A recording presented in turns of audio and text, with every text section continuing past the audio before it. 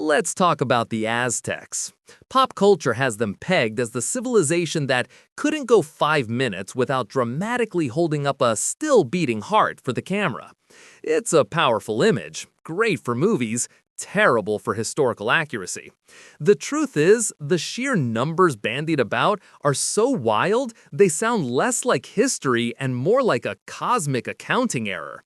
We're told about skull racks holding tens of thousands and ceremonies that wiped out the populations of small towns.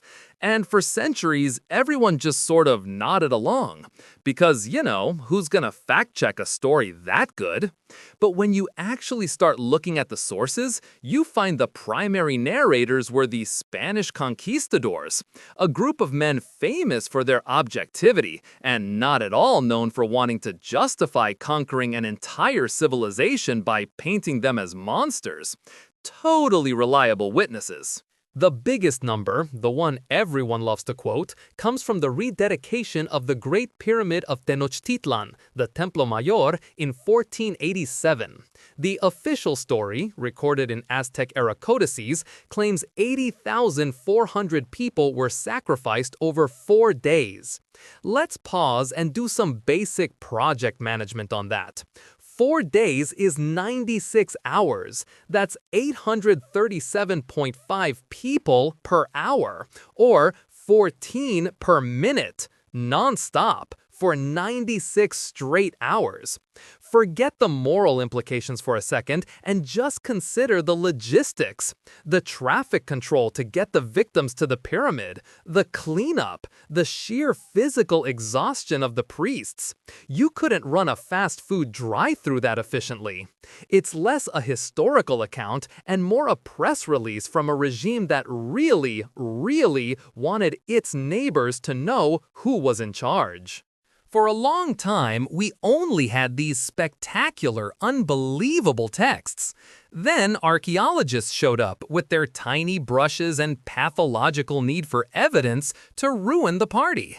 In Mexico City, they uncovered the Huitzompantli, the Great Skull Rack, right where the Spanish said it would be. The conquistador Andrés de Tapia claimed he counted 136,000 skulls in this one structure. The archaeologists, however, have found hundreds, maybe a few thousand. Still a horrifyingly large number of skulls, to be clear. But it's not 136,000.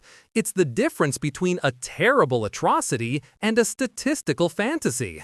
So, archaeology confirms the practice was very real, while simultaneously suggesting the Spanish might have been prone to dramatic exaggeration. Shocker. So if the big numbers are out, what are we left with? Modern historians have tried to land on a more realistic figure. Some older, more sensational theories suggested the empire ran on cannibalism to get protein. That's mostly been debunked as, well, insane. The more sober estimates from serious academics who don't write movie scripts land somewhere around 20,000 sacrifices per year across the entire Aztec Empire, which is, of course, still a staggering number of people.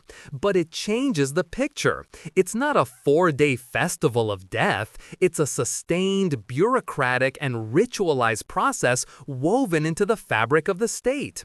It's less a singular act of rage and more a constant, terrifying form of cosmic maintenance and political paperwork. The question is why? Why go to all this trouble? The Aztec worldview was, to put it mildly, precarious. They believed they were living in the 5th era of creation, the 5th sun, and the previous 4 had all ended in catastrophic failure. Their primary god, Huitzilopochtli, the god of the sun and war, was in a perpetual nightly battle against the forces of darkness. To keep winning, he needed energy, and his preferred energy drink was human blood, which they poetically called precious water. Without it, the sun wouldn't rise, the universe would end, crops would fail, everything would collapse. When the fate of the entire cosmos is on your to-do list every single morning, you tend to take extreme measures. It was the universe's most demanding subscription service. Of course, keeping the sun in the sky was a fantastic cover story for a much more earthly goal: political control. Sacrifice was statecraft. The vast majority of victims were not Aztecs, they were prisoners of war. The famous Flower Wars were not poetic duels, they were ritual conflicts arranged with neighboring states specifically to capture warriors for the sacrificial altar.